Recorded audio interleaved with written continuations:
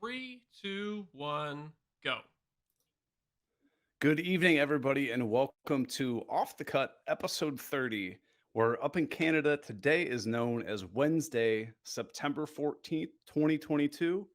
But here in Ohio and all the way over in California, today is respectfully dedicated to the food of the day, hoagies. And that's right, folks. We've got a guest all the way from California with us tonight. If you're deep into the fashion space, you know him. He's got the best hair on YouTube. He has his own line of kitchen aprons, and his hmm best friends are cardboard versions of Nicolas Cage and Danny DeVito. And Welcome to he's the built show. like a hoagie. Welcome to the show, Jonathan Katz Moses. Okay, so I have two Thank you. questions right off the bat. One, Jonathan, how often do you get your hair cut? Because it is always perfect in every single video I see of yours. So the answer to that is I was late to record this podcast because I was getting my hair cut.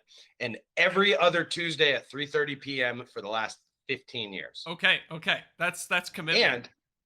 And it is commitment. And only 3 people have ever cut my hair in my adult life. Really? Yeah. Savannah, word up. Been cutting my hair for almost 12 years. She does a fantastic job, obviously. So yeah, I take the hair real seriously. It's like the only thing I got going for me is this thick head of hair. So that's See, awesome. my hair just looks like hell all the time. Yeah, I usually I'll get my hair cut like once every 2 or 3 months, and people be like, "Oh, your hair looks really good in this video." I'm like, "Oh, I should do that more often," and then I just get really busy, and then I don't do it. right. Hey, listen, it's whatever you make a priority in your life. I apparently make vanity a priority. Well, we're all Well, you're doing YouTubers, it so I well. think we're all on the Right. same page there. Right. We're all narcissists who pretend to be good people. It's perfect. Yeah, exactly. And then my second question is, I might be just the ignorant Canadian in the room, but what the hell is a hoagie? Hoagie's a sandwich. Is it a sandwich? Okay. It's Yeah. like, and I believe I probably get yelled at by a bunch of East Coasters here, but it's just like an East Coast version of a sandwich, right? Like it's a big Yeah, old it's sandwich. like a submarine sandwich. Okay, but Yeah, it's we like a have hoagie. we have a word for submarine sandwiches, and it's submarine sandwich. So Yeah. An It's true, but Italian, it's a like the grinder. yeah, it's like the pop versus soda debate, right? Yeah, like you're so a pop true. guy, right, Eric? Yeah, I think so. I don't Yeah, know. pop I is I don't think drink very either. Midwest. Probably No, I not, mean just yeah. what you say. Like I think pop's a Midwest term, and Yeah, soda is I like think East I'm and like West Coast. 50-50. Got it. Up here in Canada, we do there's a lot of pop going around. Not many people say soda. Yeah. Got it. Yeah. California's big soda. Yeah. You say pop here, we know you're not from here. yeah, that's immediately outs you as an outsider. Well, Jonathan, I guess for anyone who doesn't know you, you're probably one of the people on YouTube that like educates people with those details. You and Mark Spagnolo Mhm, are mhm. really into the weeds about really teaching technique and Yes. stuff. Like, Yeah. kind of Mhm. what inspired you to start your whole content creation journey? Well, I think my content creation journey was sort of a out of necessity. I invented the Katz Moses magnetic dovetail jig, and at the time I had no extra money. I was like trying to make it as a woodworker, Yeah. which, as everybody knows, is not the easiest thing to Yeah. do.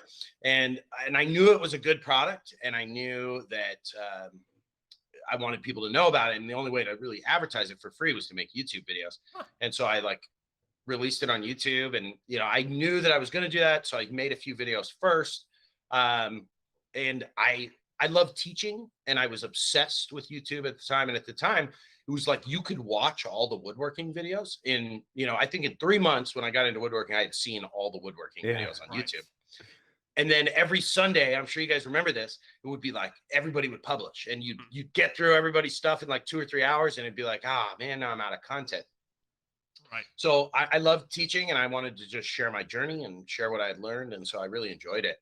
Yeah. And I was, unlike Zach, I was a terrible video editor and just sort of bumbled my way through it. And I put a video up that got like 100,000 views, and it was terrible. It was my first video. I think the title now is "This is an old video. Watch my new stuff." I like don't Oh, even have a really? title on it. I like Yeah, I hate it.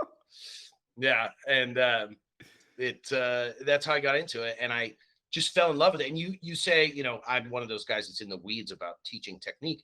Now that came out of, like, at the time, I believe I was one of the first people to do that, if not the first, because everybody was just doing a project video every week. Mm-hmm. And because I got into selling products so early, I was like so busy. I was packing packages myself, wrapping stuff up. I was making dovetail jigs out of wood.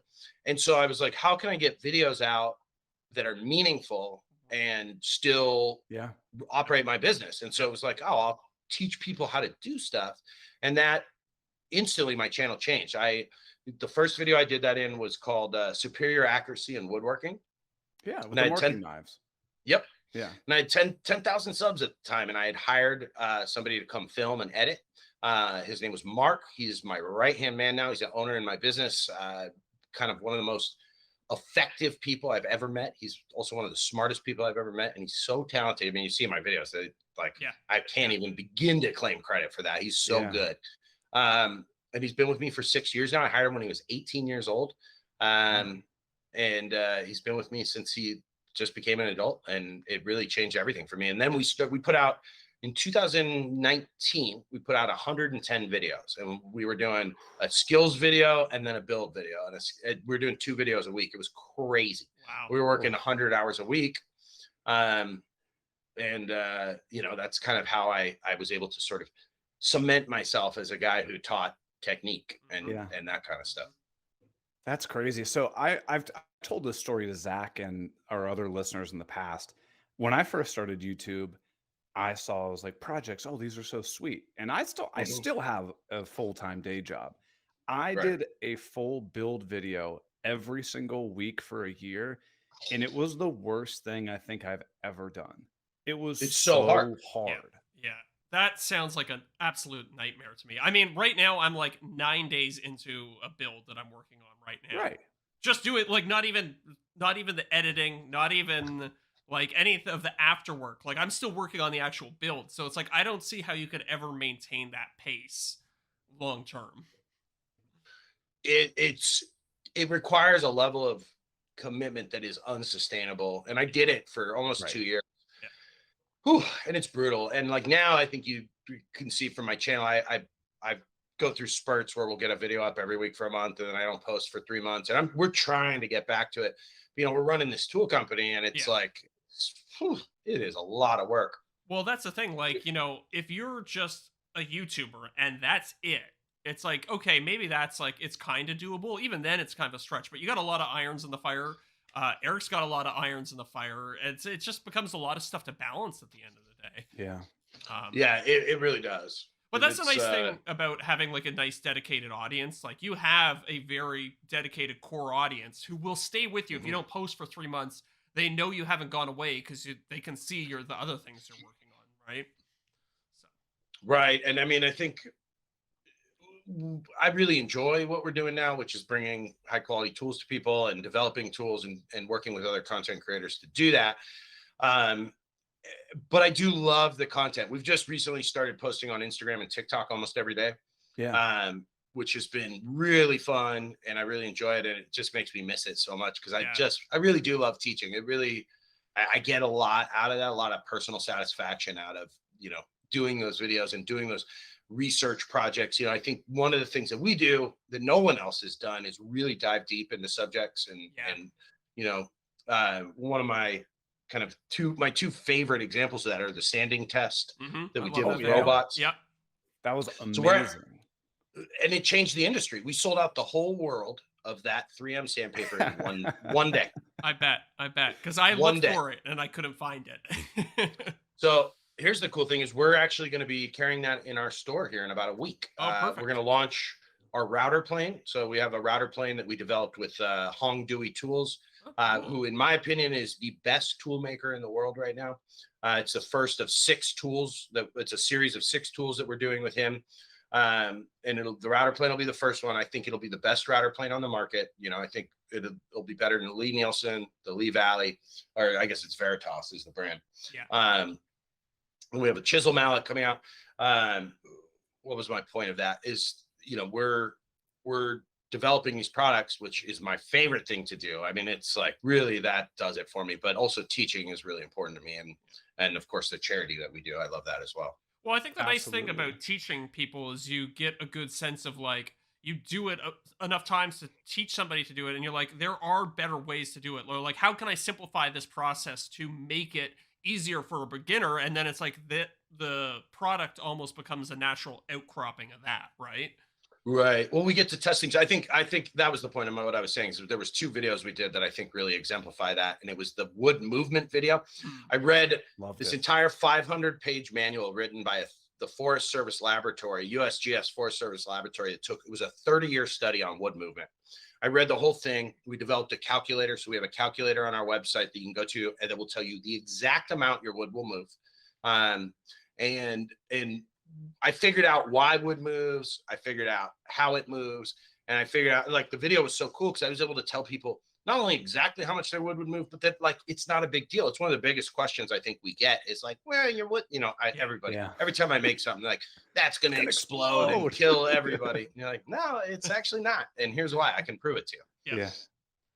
Yeah. I just love what you're doing as far as like the tools.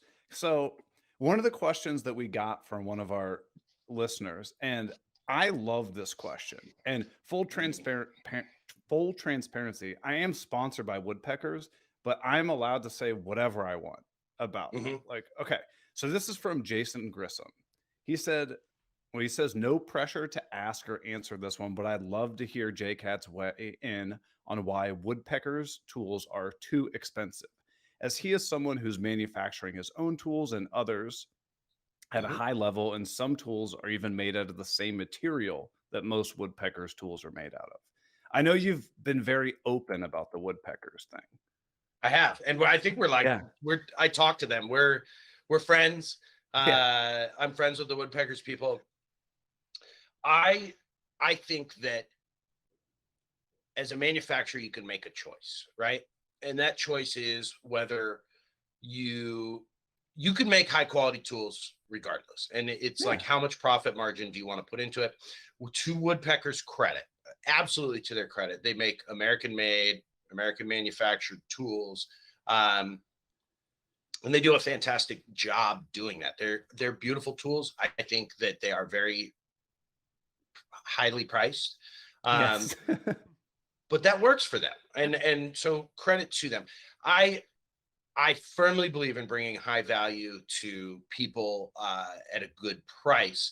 And so, I mean, I know I can get more, right? Like Yeah. Woodpeckers knows they could manufacture more, so Yeah. it's up to them on what profit margin they want to Yeah. choose. um but and they put a lot of that money comes from research and development and from Sure. having very expensive people on staff, and I get that. But I think that there's a way to provide very high value, like this router plane we have coming out with Hong Dui. They're in Shenzhen, they're in Hong Kong. So granted, there is we have tools made all over the world. We have made in America. My stop block's made in America. My dovetail jig's made in America. My apron's made in Hong Kong. We have we're releasing a line of hand forged tools in about 45 days. It's made in Pakistan. We have tools Ooh. made in India. You have a Damascus steel marking knife coming out. Ooh. So Oh, that'd be cool. sweet. It's ridiculous looking. Um, and it's made right outside of Damascus, and Oh, in that's the Middle awesome. East. And that's really cool. And sometimes I get people who get really angry that we buy from overseas, but it's just I love to my response to that is always, what did you post this comment from? Was it your Chinese made Yeah, phone yeah, yeah. on your Right. Chinese Right. made computer? Like, come on, you can't pick and choose. Like, your Yeah. clamps are made in China, your table saw is made in China or Taiwan. It's like, you have to. I all the manufacturers I work with are people I've vetted. The labor they're using, I ensure that we tip the staff and all those things, and I make sure that the employees are taken care of. Like, I do a lot of work to ensure that they're made in a way that is as human first as possible. But I think with globalization, it's the world we live in. And I Yeah. think that people who say you should buy American made tools are doing that when 90% of their shop is made overseas. Right. Any of your power tools, they're not made in America. Most of your clamps, anything that's heavy, Mhm. It's not made in America, and you can't pick and choose your stance on this. Yeah. And I believe firmly in the fact that I can provide a high value by finding the best product, and that's what I do. Is look for the best source of the product, the best manufacturer of it. It doesn't need to be anywhere. I don't exclusively buy from anywhere. But we do, a lot of tools are made in the US, and I think that was a very long way to answer that. But I think that No. that, Woodpeckers has a model that works for them, and I certainly do not. I've never bought any Woodpeckers tools. Yeah. Well, I It mean, definitely puts up a barrier. I know, like a lot of people, the same thing with having Festool stuff. You'll get the Yes. comment of, man, I could do that if I had $1,000 track saw. But it's like, you can do this without this saw. And I think the Woodpeckers is one of those biggest barriers of like, oh, I can't measure that because I don't have the Woodpeckers square. It's like, no, you can use a cheap Stanley tape measure and be just as good. Mhm. I think that the problem with content creation is that people see all these YouTubers with all these fancy tools, and they think that's what they need. And granted, every single one of us, I started in a 120 square foot shed with no power in it. I packed every tool I could into there, and I built furniture for a living. I made a living doing it. And you can cut a straight line with a homemade track saw the same as you can as a Festool. And I feel like woodworkers should go through that phase where they have shitty tools, because it teaches you, right? But it teaches you how to get it done. And then when when your business grows enough that you can buy nicer stuff, then you appreciate it. And more importantly, it teaches you how to fix problems, right? What I always tell people, the only difference between me and you is I know how to fix the problems. I know how to fix the mistakes because I make them on every project. All my stuff gets tear out. All my stuff, I slip with the router, it happens, but I just know how to fix it. And so it's like a rite of passage to build projects with shitty stuff. And I don't think that, I think that it's important for YouTubers to spread that, for content creators to spread that message. Because when you are a beginner and you watch people and they have all these fancy stuff, you think, like I have to do that to be able to survive. Well, Eric always says, when you need to upgrade a tool, you will know, right? Like if you're humming and hawing about like, should I buy the fancy track saw or should I buy the cheap one? If you have to think about it, if you don't know the answer to that question, then just go ahead and get the cheap one, right? Because you probably won't appreciate the $1,000 one. Right. Go ahead. No, it's one of those things. It's like, if you don't know if you need it, you don't need it. Like, go out and buy the cheap version of the tool, use it, and then once you start to notice the shortcomings of something, that's when you can really justify spending that extra money. Well, I think too, people always ask me, I have $1,000, what tool should I buy? And I would say the one you need. Like, you should never buy something because you think you're going to need it. You should buy something because you need it. Like that's how my tools were built up. I never just said, oh, I'm going to buy these 5 things. I said, oh no, I got this project coming up and I'm going to have to mill 600 board feet of walnut. Like, I need a jointer, I can't get by without one. Yeah, people often ask me the same question. Like, I have X budget. I want to get set up with a bunch of tools. And they ask me, what should I buy? And it's like, well, what do you want to build too? Like, that's the biggest, like, you can't just like, your toolkit is going to be tailored to the types of things you're building too, right? So if you want to build big giant tables, it's going to be really different than if you want to do really small, intricate, like hand cut box work. So at the end of the day, like, you really have to know what you're doing in order to know which tools you want. Well, and that's the thing about spending thousands of dollars on stuff is you may think you liked building tables because you're a fan of Cam from Blacktail Studios, and then you do it a few times. You're like, hey, you know what? This is pretty easy. This is not for me. To flatten a slab and then pour some epoxy and make 2 legs. That's just not my style. I want to do hand cut dovetail boxes all day and, make these beautiful jewelry boxes. And that's how I was. I thought I wanted to make like big piece of furniture, but then I ended up loving making boxes. And that's how I made a living for a long time, was making jewelry boxes and urns and memory boxes and watch cases and all those kind of things. So Zach and I are very open with the fact that we don't know anything about hand tools, and we don't pretend to know anything about hand tools. I know you have the dovetail jig. What do you see as like the biggest barrier for people like me who I'm just like, I see dovetails and I'm like, I don't know. I think one, hand tools are way cheaper to Yeah. do woodworking. Yeah. So I think here's the deal about hand tools is if you don't enjoy taking your time and doing it, don't use them. But Yeah. hand tools will get you out of a jam every time. And so if you can get good with hand tools or proficient, when you need to cut off that teeny little piece of wood that you know if you put it in the saw, you're going to lose a thumb. That's where it becomes. And like if you know how to square up a board with a hand plane, when you have a project that's all glued up and you realize you screwed something up, you're like, oh, I got to fix this. Yeah. Getting out of sharp number 4 and being able to fix that is an incredible skill. Yeah. I always recommend that people get real good with a block plane and a handsaw, and after that, you can solve a lot of problems real fast. And a lot of times it's a lot faster to use a hand plane than it is to set up some tool and power tool and put a jig. I can flush up joinery with a block plane or a number 4 in seconds, whereas getting a router and putting a flush trim bit in it and doing all those things takes forever. But I can do it really fast with a hand plane. Like it takes me 6 seconds, and I'm done. So for somebody like Zach or myself, I don't even own a hand plane. I know you're probably like, what? The chisels I have are Harbor Freight chisels, and they're my glue scrapers. Where would somebody like me start with? Obviously, reasonable budget, but we're not talking like shoestring budget. You need a good set of chisels. You need a block plane, a handsaw. I prefer Japanese. We sell those.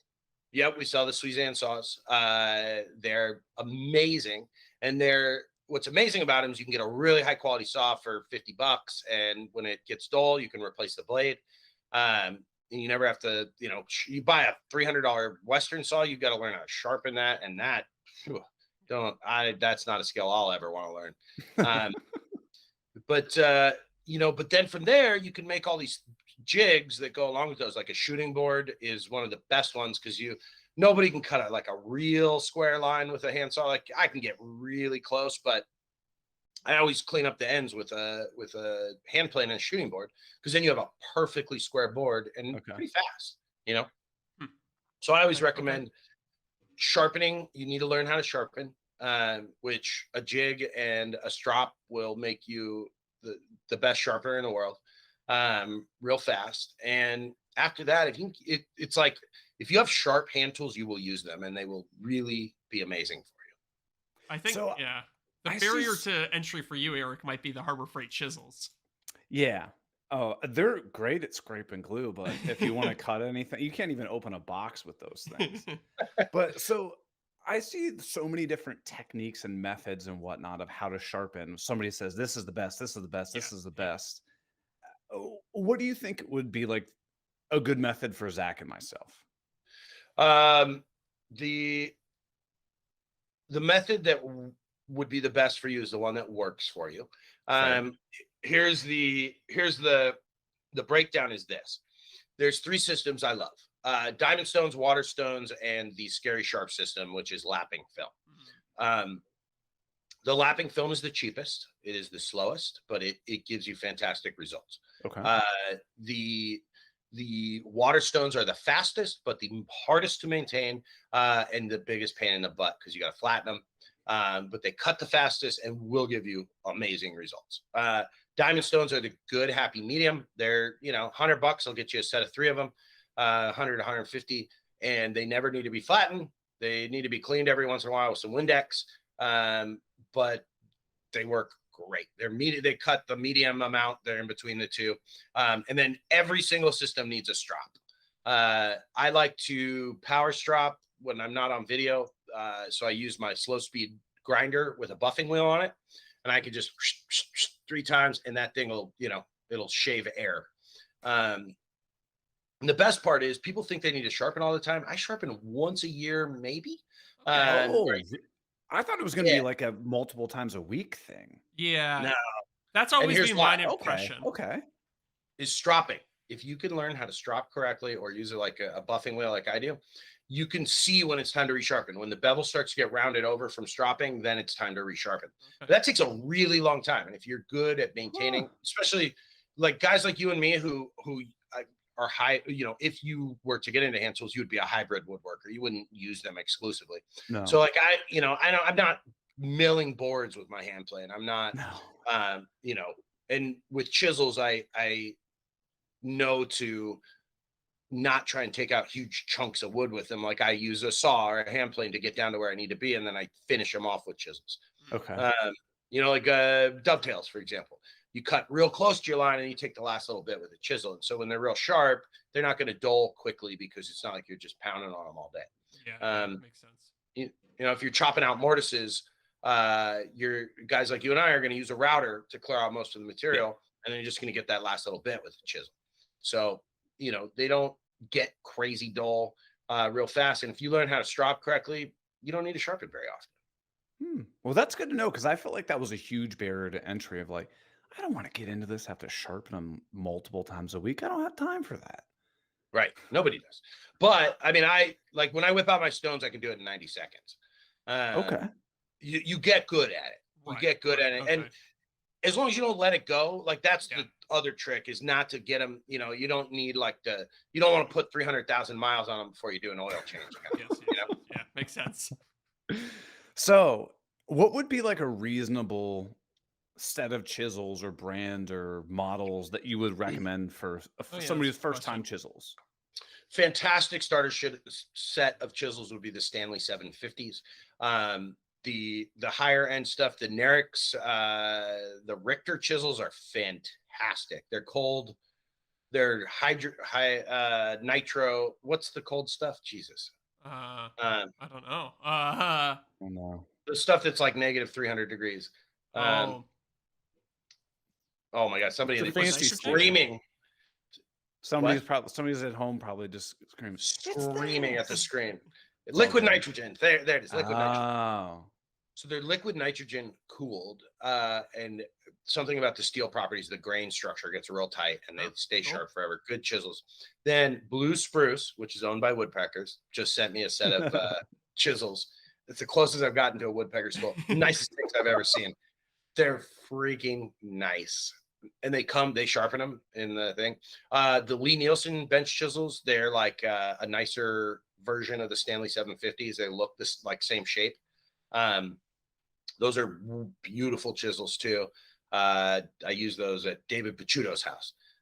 Those are really nice. But what you're paying for is flat backs. The more expensive your chisel are, the flatter the backs are going to be when you get them. Oh, interesting.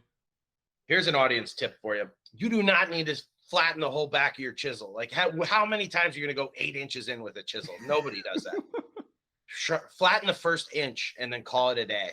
Maybe an inch and a half if it's a thick chisel. But come on, guys. Say you get like a nice entry level set like the Stanleys you were talking about. Would you immediately sharpen those as soon as you get them out of the box? Okay. There's not a blade on the market that I've ever gotten that I didn't sharpen. Okay. Even the high end stuff. Lee Nielsen number 4 comes pretty sharp, but I still strop it before I put it in. Okay. The blue spruce chisels I got did not need to be sharpened. That was good for you, woodpeckers. Sorry, I talk shit. It's like, but everything needs like a quick little micro bevel and a sharpen. But it 90 seconds tops. Like get your highest stone out. Do a micro bevel. That's the other thing about sharpening is you almost never need to do the primary bevel. When I say I sharpen once a year, I mean I do the micro bevel once a year. I don't like the main bevel. I would only do if I dropped it. That makes sense. All right, so we got chisels. Now, any specific recommendations on like hand planes, block planes, or whatever? Yeah. What's my favorite? I mean, I have a few Lee Nielsen planes that are. I mean, those are amazing. But entry level, the Wood River block plane is super cool, and it has an adjustable mouth. It has a really cool lever cap that I've never seen before. It's got like this cool cantilevered spring-loaded design that's really neat. The Shop Fox one that you buy on Amazon for like $90 is really great. Yeah, it's good. Good block plane. Do need to do a little bit of work when you get it. Make sure the sole's flat. Important to note about hand planes: never flatten the sole with the blade removed. Back off the blade, but when you tighten down the lever cap, it can introduce Oh, a microscopic flex to the casting. And so interesting. you want to flatten it with the blade in tension. Huh. And Makes so, sense. yeah, so you just back it up so it's not cutting, and then you flatten the sole, but you leave the blade in and with the lever cap installed. And then, you know, the Stanleys, the new Stanley Sweetheart ones are pretty good. Again, a little bit of work to get them ready to go, but certainly not a block plane. You're mostly using for chamfering and flushing joinery. So you just really need to get it sharp. You know, people freak out about sharpening, and I tell them, it's like, man, if your blade is sharp, you're not, you know, you're not George Nakashima here. Like, just get to work, get the blade sharp, and have a good time. You're not going to notice if your back's not perfectly flat. Like, come on.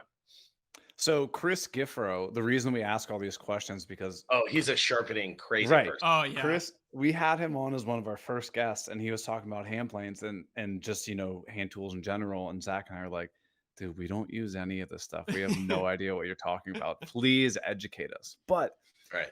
I'm actually working on a project right now for your charity, for somebody who cool. works or somebody who lives like an hour and a half away from me.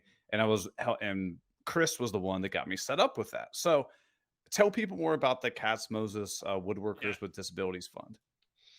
So this is like my passion project. I love this thing so much. And it started, I met this kid through Reddit named Vlad the Builder, who was like #1 post on Reddit all the time. And he's a kid who has Apert syndrome, which is when your bones don't diffuse in utero. So like all of your fingers when you're in your mother's stomach, their start as one and then they unfuse. But when you have Apert syndrome, your bones don't diffuse. It's a very painful thing. And he's 21 now. And by the time he was 18, he'd had like something like 500 surgeries.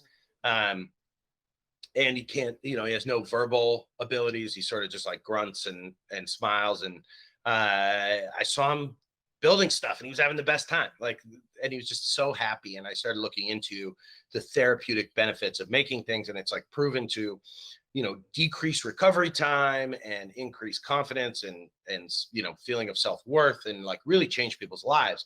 It's really valuable in people with post-traumatic stress disorder, people who have served in the military, all of those things. And so I said, well, I'd like to help. So I reached out to Vlad's dad, who's like the coolest guy ever. They're in the Ukraine. He gets kids out of orphanages in the Ukraine because they're treated like an asylum there. They like lock these kids up in cells. And he gets disabled kids into loving homes in the Ukraine. Flash forward about a year, I got him, I built him this mallet. I sent him $5,000 worth of tools and camera equipment that were donated. That I donated most of it, but we had some companies that helped out. And then I decided to start this charity. I was like, this really gave me so much of a reward being able to help and see what an impact this made on his life that I want to do this more and more. So we started the charity, we launched it, we raised a bunch of money and started helping people with disabilities get what they need. And then Russia invaded Ukraine and I reached out to Vlad's dad and said, hey, what's going on? What do you need? He's like, our city's getting shelled right now. There's been a couple missile strikes right in our neighborhood. We need to get out.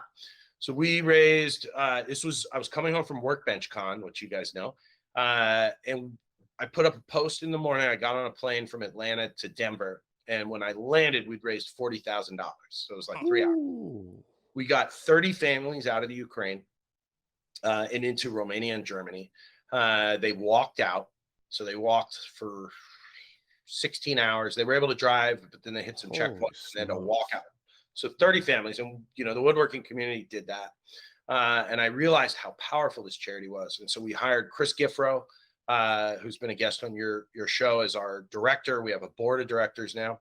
And we've done something called the Build Up Initiative, where we've created an autonomous application system that allows us to connect with recipients with people who want to help them. So we have this huge database now of people who want to help, which is, Eric, kind of how you're helping out. We found a recipient in your area who needs something built. We have 3 sets of plans on our website that the proceeds go to the charity. And we connect people who want to help with people who need it. And, so far this year, we've raised tens of thousands of dollars. We've put a lot of help in the hands of people who need it, and we're continuing to do that. We're starting to work with companies like, I don't want to name any names yet because we don't have it finalized, but, I don't want to give them any free publicity. So sign on the dotted line. But we're raising a ton of money and we're making a ton of difference. And I think, we're one of the only charities in the woodworking space that really focuses on getting money and tools in the hands of people who need it. Yeah. I think obviously Rob Cosman's charity, I don't want to miss that one. He does his Purple Heart project is really cool. He works with veterans, but I think there's a couple charities out there, and again, not naming names, who basically just do giveaways, and I've never seen anything they've done to help people. So we're a charity where the money actually goes to people, and we work really hard to do that. And so it's really cool, and I love it. It's been a really fun project. It's really opened my eyes to how much difference we can make.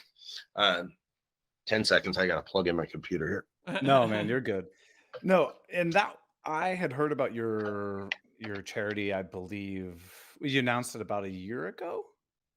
Yeah, it was just before the first lockdown, I think. So maybe 2 years. Okay. But yeah, I was like, this is so freaking cool what you're doing. And you had so much support. Everyone in the woodworking community was, posting about it, just amping it up. And it's amazing. Like, I'm honored to be part of it. When Chris reached out to me and was like, hey, we've got somebody in the area that wants something to build something, instantly I was like, I'm in. Like, sure, is it gonna slightly slow down everything that I'm doing for my business? Absolutely, but it is worth it. Like, I'll take a day, go drive up to where this guy lives, take him out to lunch if he wants lunch, and just hang out with him for a moment. Like, and he was pumped because when I got connected with him, he was like, "Oh my gosh, I watched your stuff on YouTube. That's so cool, right?" And it's very humbling, makes you feel good to do that kind of stuff for people. That's so cool, and thank you for doing that. And that's what we're all about. That is so neat, is that we're like connecting people. It's not like we're just like giving away money or like, sure, we'll send you something. It's like we're connecting people. And that's the crazy thing that I found when we launched it, is that everybody wants to help, but they don't know how. Right. I think when George Floyd was murdered, I raised $140,000 in 2 days for the NAACP Legal Defense Fund.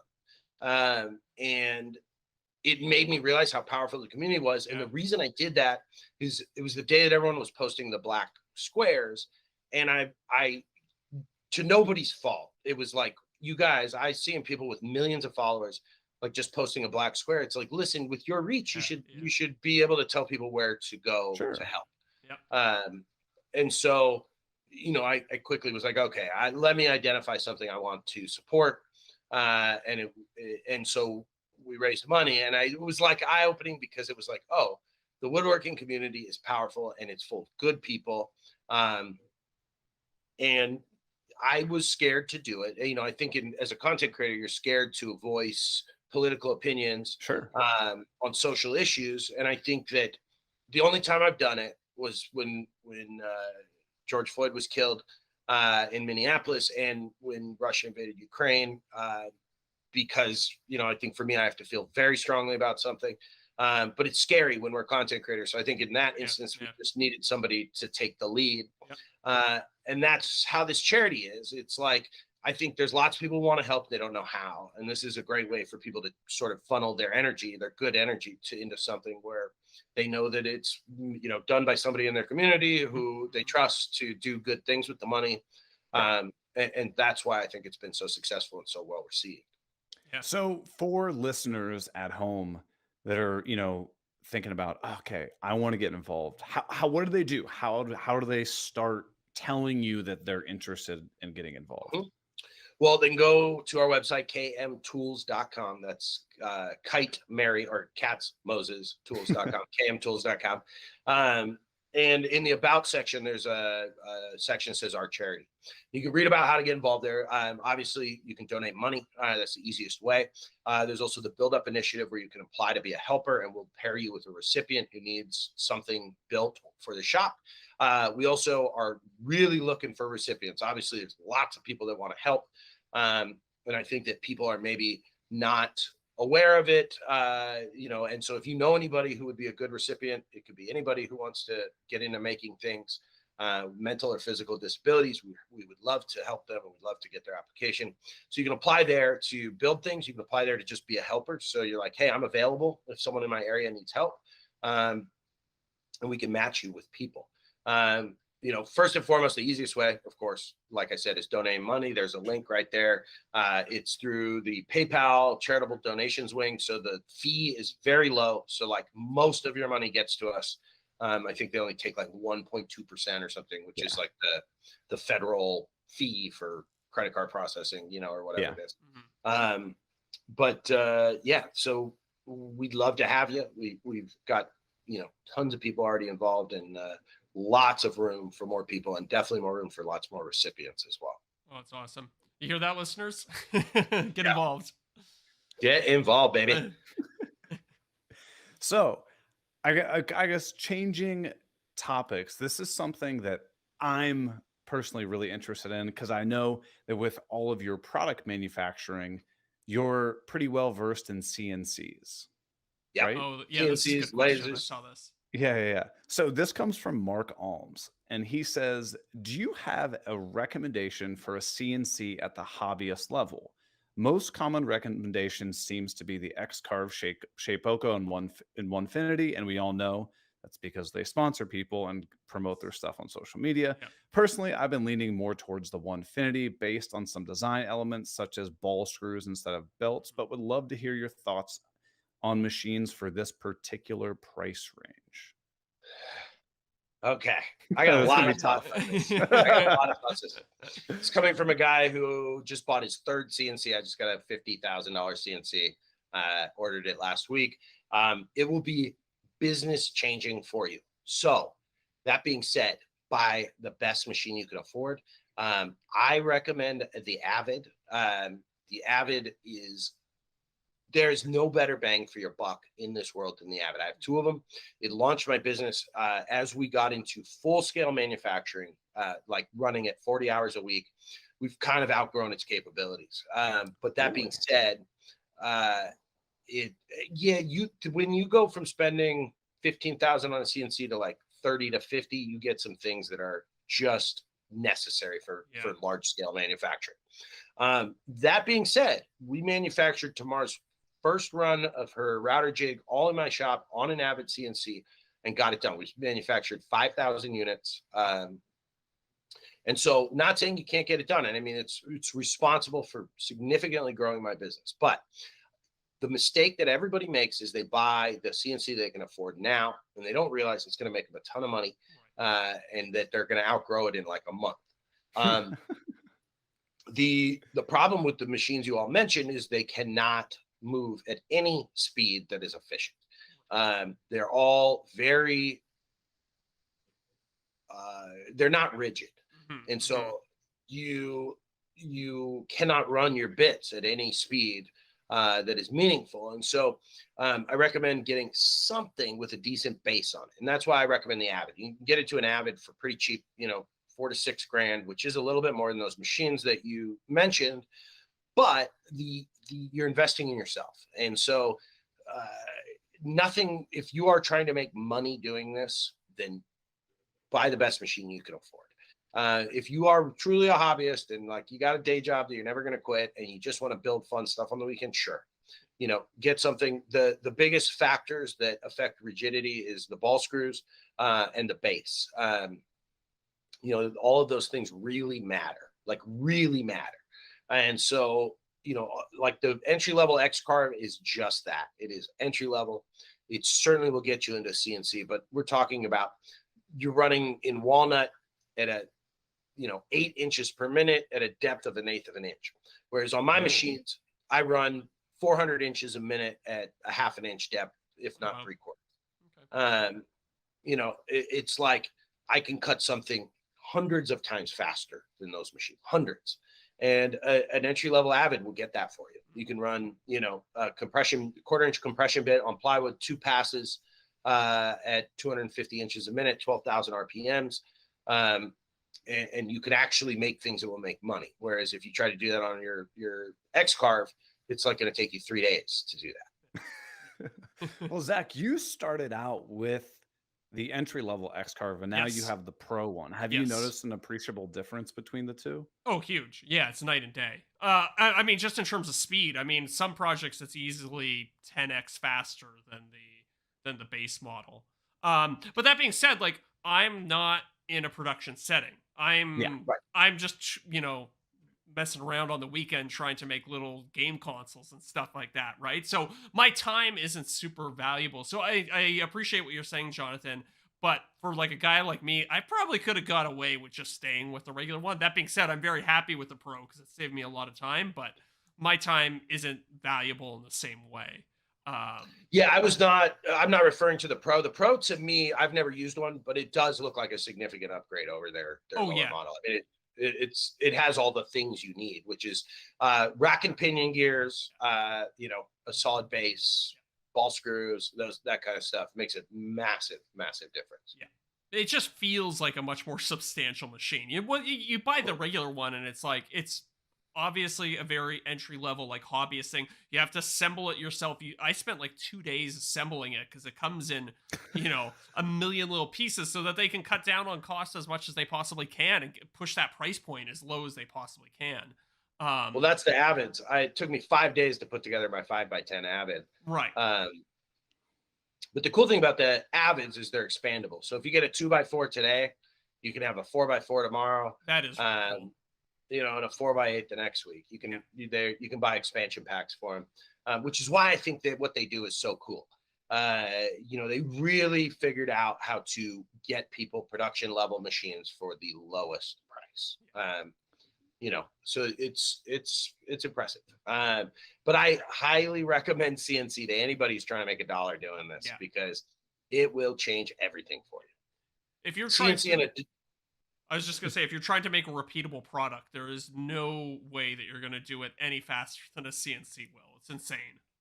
Or a template. I mean, it's like, a CNC and a domino are the single two most important tools for a production woodworker, for anybody who's trying to make money doing it. Yeah. But Jonathan, that's not woodworking. Yeah. My answer to that is woodworking is whatever brings you enjoyment, and anybody who tells you different is an a-hole. Like, who are you to tell me how to enjoy my hobby? Like, screw you. This is what I do, and I'm going to do it in a way that makes me happy. Right. Like, if you want to build a tabletop by getting construction lumber and pocket holing the boards together, and you love it, and that's fun for you, I'm happy for you. It's not what I'm going to be doing, but I'm glad that you're happy and you're having fun with it. Everybody starts somewhere. Like, well, that gatekeeping BS is what keeps people from joining our hobby. Yeah, and when you keep people from joining your hobby, prices stay high. It kills creativity. It kills progress. It kills innovation. Yep. So, like, I want all the people in here. I want every smart person to enjoy this hobby, however the heck they want to, because that's what drives innovation. That's what keeps prices down. If there was only 10 of us doing this, every tool would cost $10,000.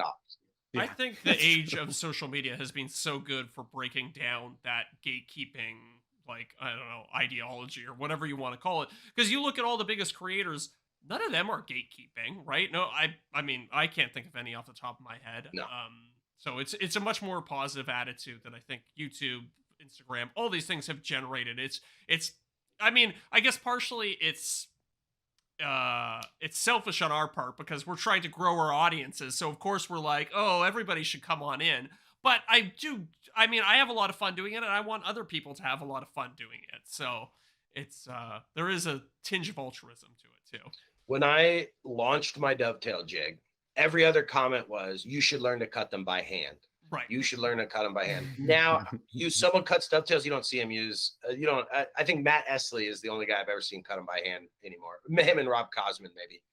But, like, everybody uses a jig. I mean, it's like, and it was the same thing about CNC. It was like, oh, CNC is not, it was like domino. When it was like people freaked out about that. Yeah.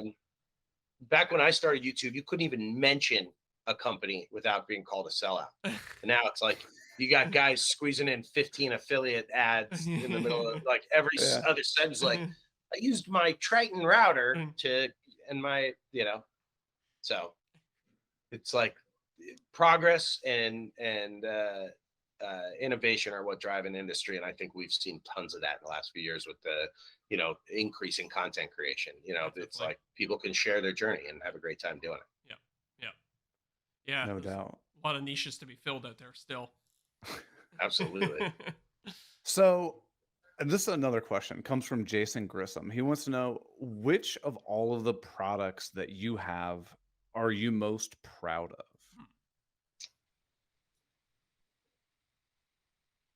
The stop block.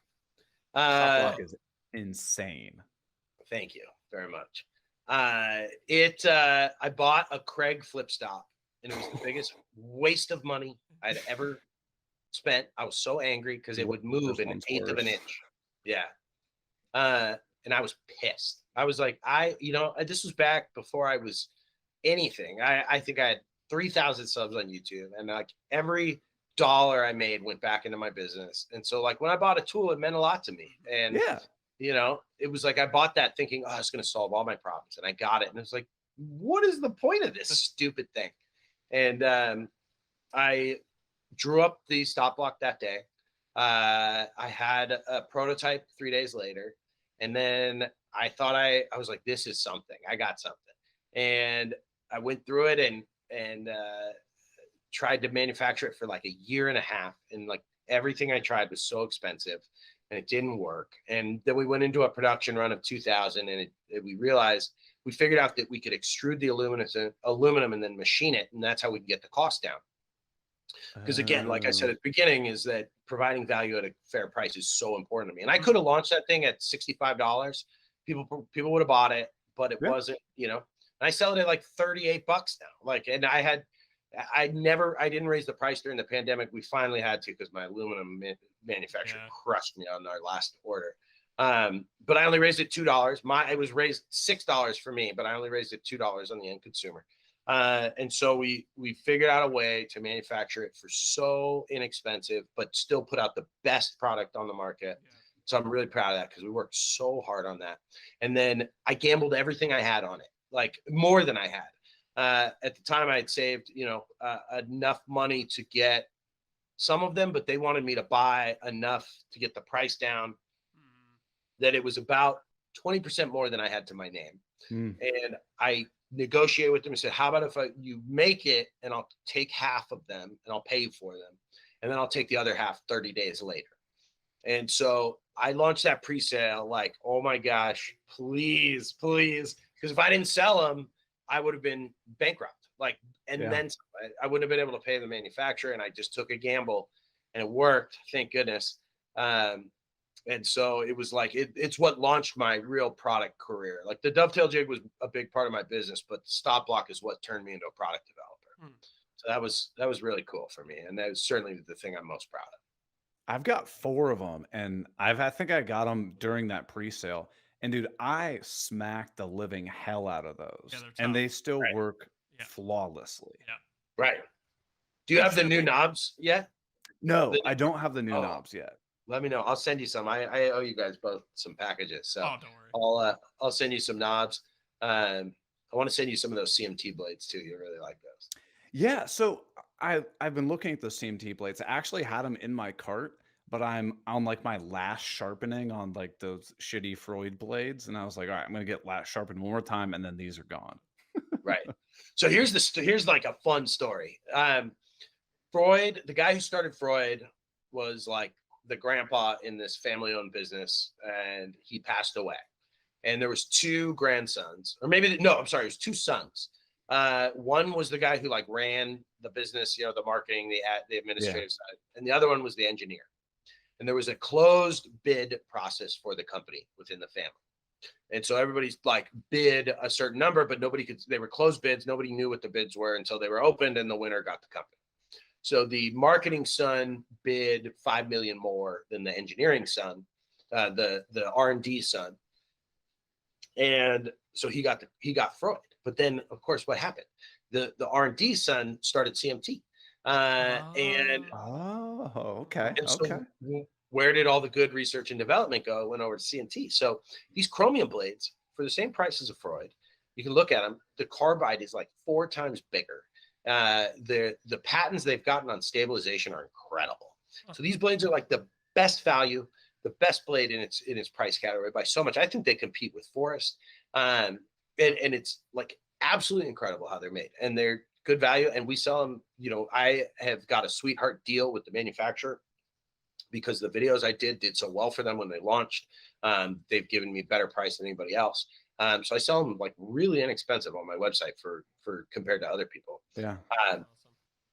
And they're fantastic blades. They just came out with a thin kerf line called ITK, which has 3 new stabilization patents. They're sharpenable. I think the ripping blade starts at like $27.99. And it's like a fantastic blade.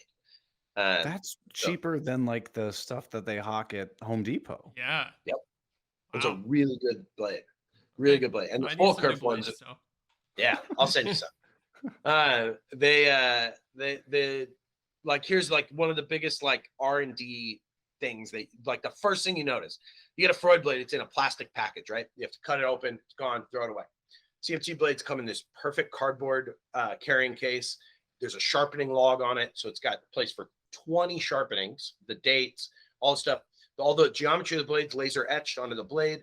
And the chromium coating is one of the only ones that actually makes a difference. That red paint on Freud doesn't do anything. It's like a Teflon coating. It doesn't do anything. And we've tested this with slow motion cameras and all this stuff. But the chromium blade actually dissipates heat, and it's just a far superior blade. And so it's like, you just see them and you're like, somebody put some thought into this. And it's like, they're not just mass producing to sell in Home Depot, like Freud. So that's very cool. I'm the person when I buy anything, like what did I buy recently? Bought a new pair of like tennis shoes.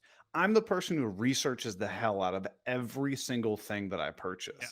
So for me, like seeing you do like the sandpaper test and like Yes. the router test Yes. video, that is like 10 out of 10 value for Yeah. somebody like me because we trust what you're doing. You're in our community and you're like, and you put all this time and effort into it. Like, I love that kind of stuff.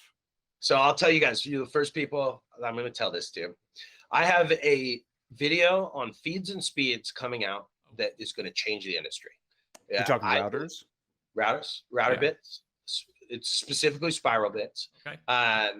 And we used the Phantom TMX 7510, the highest definition slow motion camera in the world. How many frames does that one do? We recorded router bits at 70,000 frames per second. Jesus. Which is literally almost 4 times slower than my saw stop video. And we ran them. We did 170 passes in plywood and hardwoods with different spiral bits at different feeds and speeds. And we found the absolute best feeds and speeds. We'll be able to prove that. And I believe that every manufacturer is recommending the wrong feeds and speeds. Wow. Really? That's a big claim. But I believe you, but it's big. Yeah. So is the goal for something like that to be able to be like, here's like a white paper or here's a table, and to be like, are you going to give it out for free? Are you going to sell it? Of course. What are your thoughts? Give it for free? No, we'll give it out for free. Yeah. We'll give it out for free. We sell router bits, so I'll direct people to my site, obviously. But, I've got a signature line of router bits I developed with Bits and Bits of spiral bits on my website. They're fantastic bits. And we've got this video coming out that I think will educate people on like chip load. Chip load's the most important part in CNC. It's not, if you have a 1/4 inch bit, you should do 18,000 RPM. It's like, no, you should hit the right chip load. Right. And we've proven that those chip loads that they're recommending are undervalued. They should be a little bit higher. So when somebody buys a bit from your website, is it going to come with the information? Like, it'll say, this is the ideal speed to run it at? right here? Of course. Okay. Yeah, and we'll publish something in our blog, where people can access that information for free. There'll be a chip load calculator in there, so you can input numbers and it'll spit out the right answer. Okay. We've got a bunch of calculators on our website that we've been developing Yeah. over the last couple of years. Super cool, like wood movement, the 5-cut method. What else is on there? It's escaping me right now. But the reason I think it'll change the industry is nobody's ever gotten this footage before. Right. Like Yeah. we're the first people to ever shoot this. And so nobody's been able to watch what happened. Yeah. And so we collected the sawdust from every single pass. We numbered them. So the scientific method is super sound here and protected. It's not like, oh, what are you basing your claim on that this is better than the other? It's the chips, right? Because that's what you want. When you're using a router, you don't want to create sawdust. You want to create chips. Just like a hand plane, you want shavings. They're much smaller when you're using a router bit, but they should be shavings. And so we're able to prove what the very best feed and speed is for different 1/2-inch and 1/4-inch spiral bits. Up, down, compression, we did it all. I'm excited to see that. I just ordered a bunch of bits, and now I'm wondering if I should have held off on that and got some different ones. But yeah, I'm excited Did you to see order that video. that compression flush trim bit that I've been telling you to order for a year and a half now? No, I didn't. Don't tell me you're still using a straight flush trim bit. No. Well, Zach. this is bits for my CNC, but Okay. yeah. You got to get the compression. Okay. The compression router bits are pretty awesome. We've got a bunch on our site.